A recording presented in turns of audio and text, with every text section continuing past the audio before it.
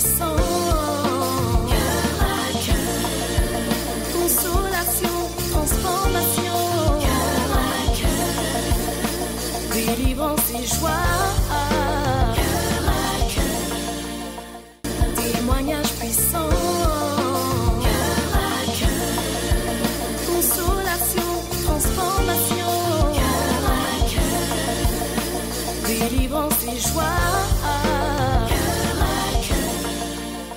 Témoignage puissant, cœur à cœur, consolation, transformation, cœur à cœur, délivrance et joie, cœur à cœur.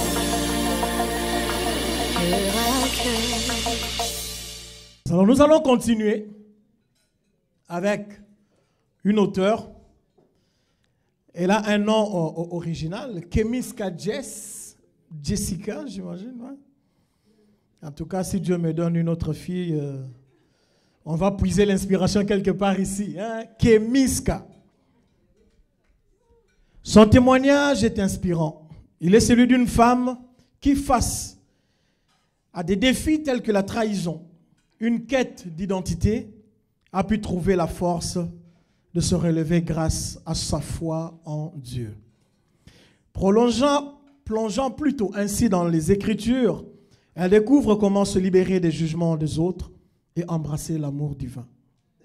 Son parcours, marqué par la résilience et l'authenticité, devient source d'inspiration pour ceux qui l'entourent. Elle invite chacun à reconnaître sa valeur en Christ et à célébrer ses différences comme ses dons uniques. Est-ce qu'on peut dire ensemble don unique? Don unique. Oui, parce que quelquefois, quand on ignore le don en nous, on court derrière le don de l'autre et on pense que Dieu a donné plus à l'autre qu'à nous et ça crée des frustrations et des conflits. Mais chacun de nous a un don. Et ce don est unique.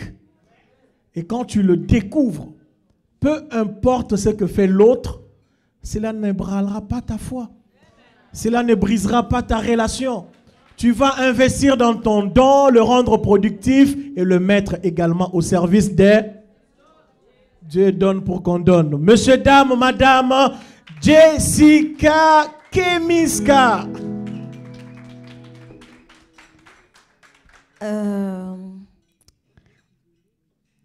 Je vous salue dans le beau et précieux nom de notre Seigneur Jésus-Christ. Alors, c'est souvent drôle de voir plusieurs casquettes et tout ça. Et je vais bénir le Seigneur déjà pour la plateforme Cœur à Cœur. Et Dieu est bon. Alors, c'est vrai que je veux témoigner, mais j'ai à cœur de chanter. Ne vous en faites pas, ça fait partie de mon temps. C'est un chant que j'aime beaucoup. C'est un chant des années 90. Peut-être d'autres le connaissent. C'est vrai, j'aime chanter les cantiques. Ça dit Christ m'a délivré de la boue du péché. Il a mis mes pieds sur son ferme rocher.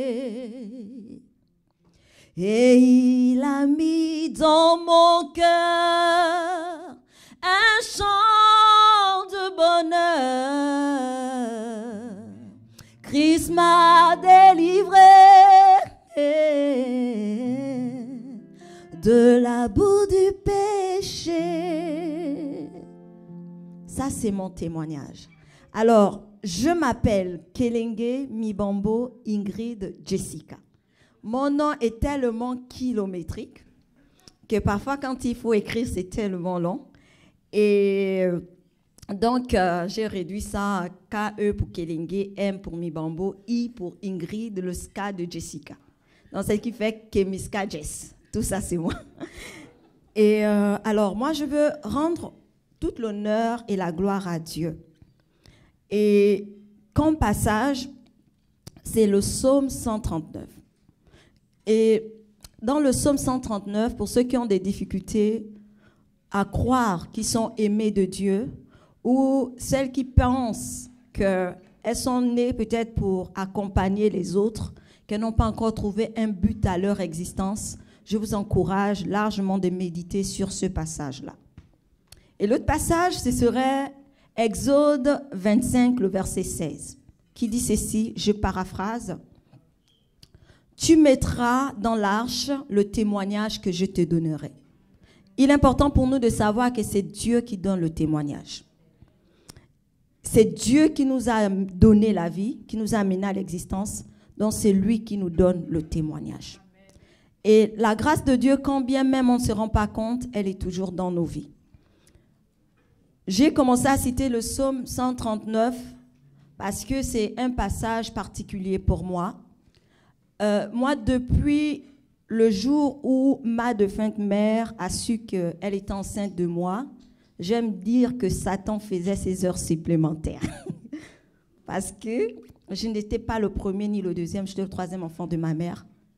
Et quand ma mère m'a eu, elle était en classe de seconde, elle a croisé mon père. Voilà, c'était quelque chose des jeunes là.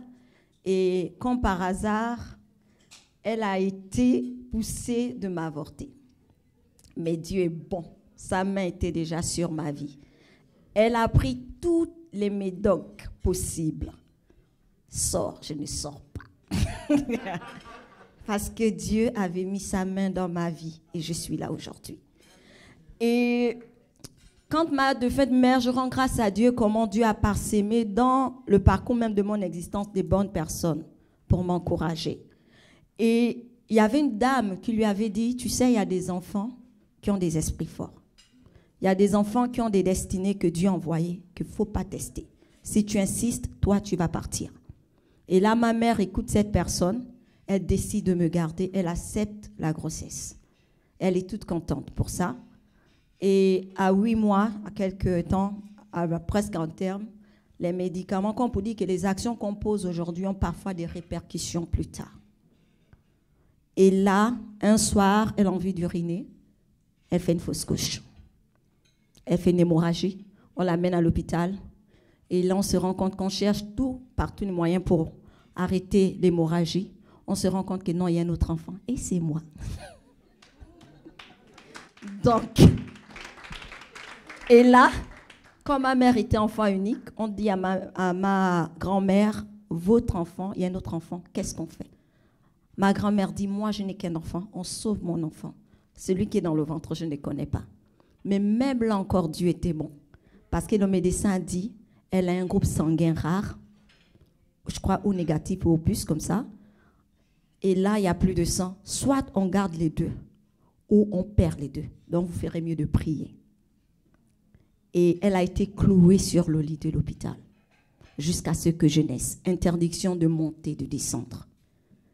Bon, je connais mon histoire parce que depuis quand j'étais petite, là vient la frustration. Quand je suis née, en période scolaire, en octobre, ma mère ne pouvait pas me garder. À peine née, j'étais envoyée comme un colis chez ma grand-mère qui m'a élevée.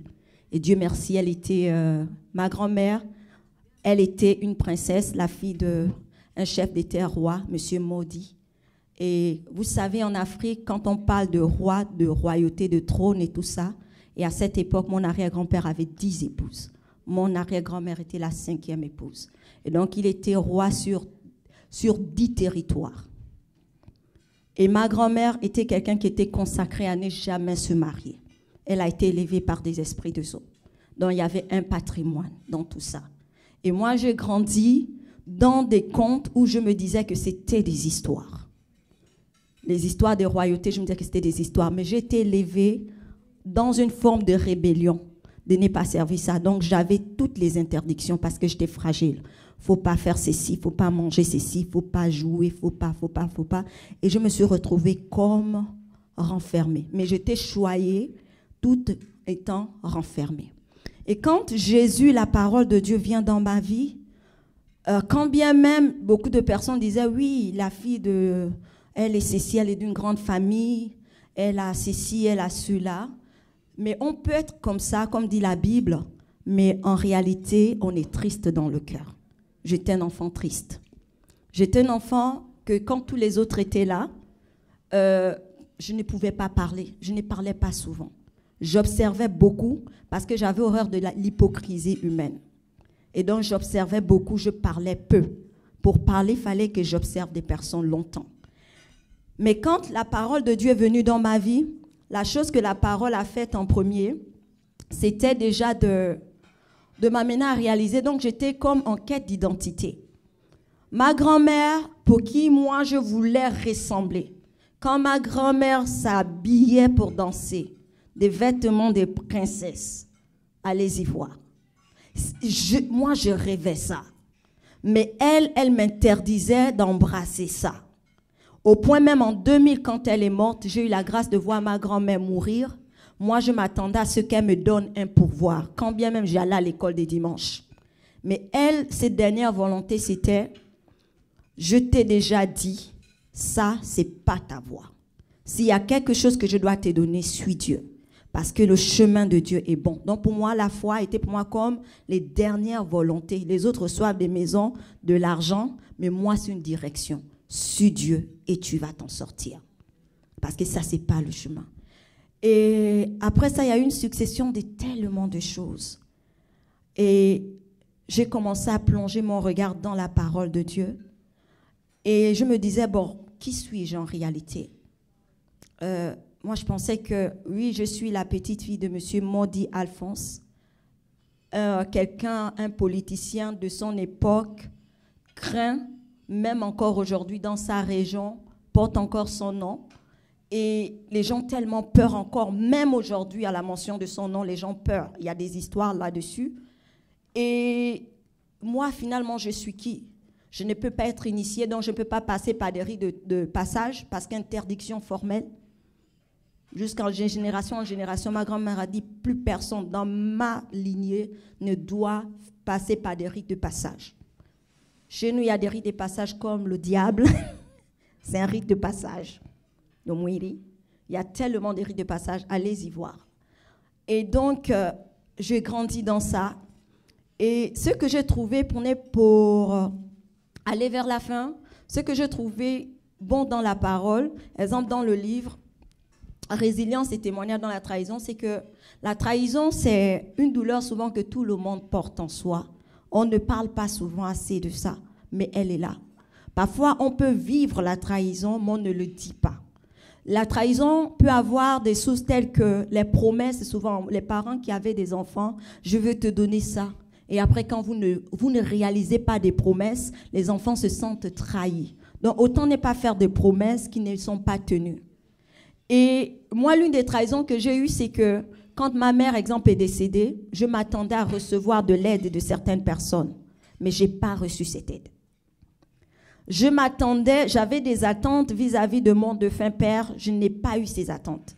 J'avais des attentes vis-à-vis des personnes autour de moi, mais je n'ai pas reçu ces attentes. J'étais très exigeante dans ce sens. Mais j'ai réalisé quelque chose en lisant la Bible, c'est que l'homme propose, mais c'est Dieu qui dispose.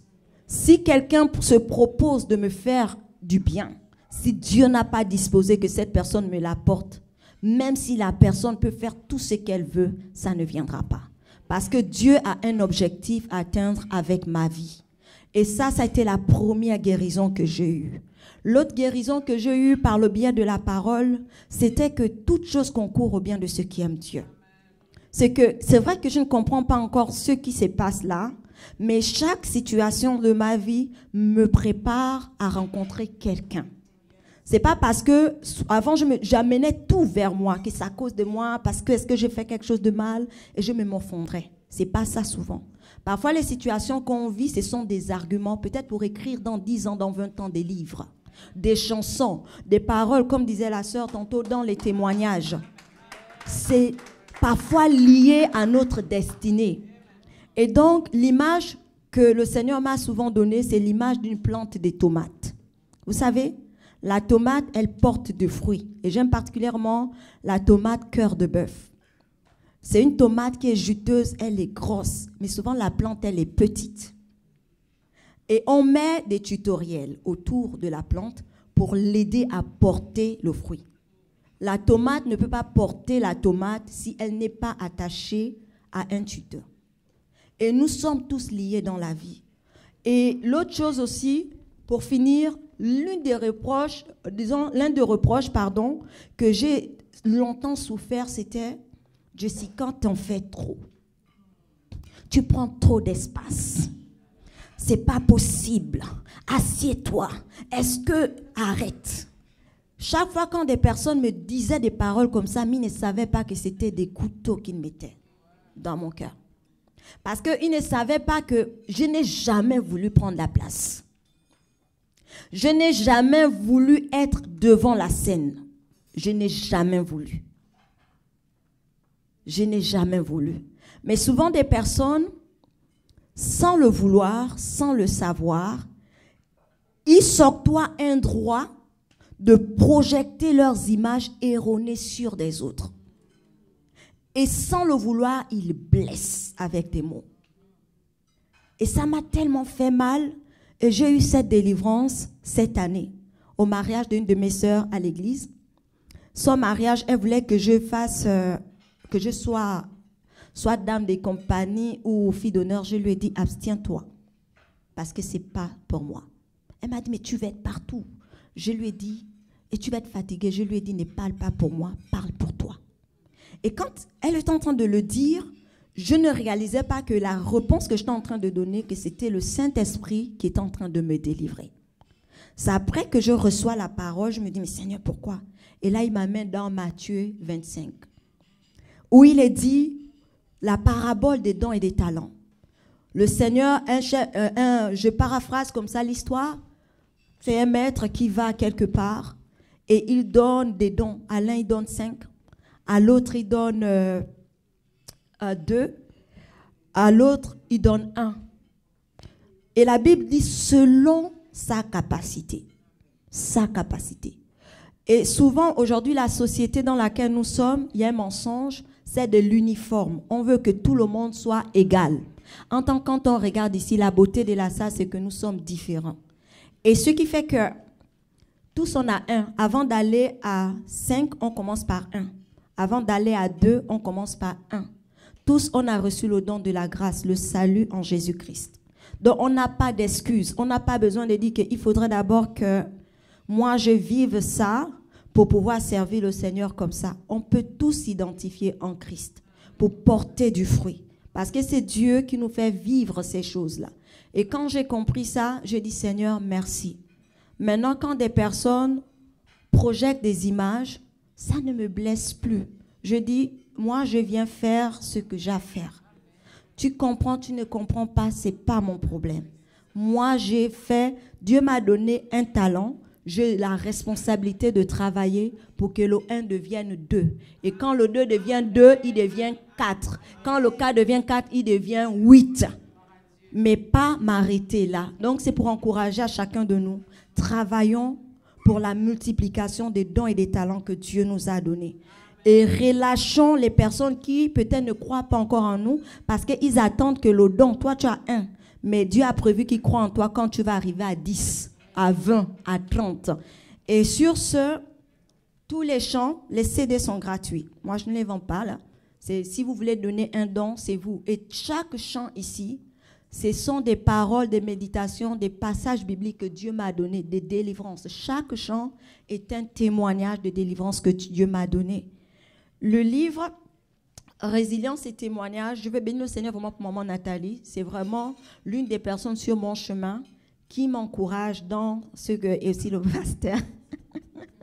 Il a un nom bizarre qu'il m'appelle là, mais je ne sais pas. Il y a que lui qui m'appelle comme ça, mais même dans la façon qu'il m'appelle, c'est une délivrance pour moi. Parce que lui, il appelle ce que Dieu l'emmène à dire ce que Dieu veut m'emmener. Et je veux bénir le Seigneur pour Angela, pour toutes les personnes qui sont là, qui prient pour moi. Donc, je suis vraiment le résultat des prières, des encouragements de beaucoup d'entre vous. Donc, relâchez les personnes qui vous ont fait du mal et portez du fruit pour le Seigneur. Jésus revient bientôt. Que Dieu nous bénisse. Témoignage puissant.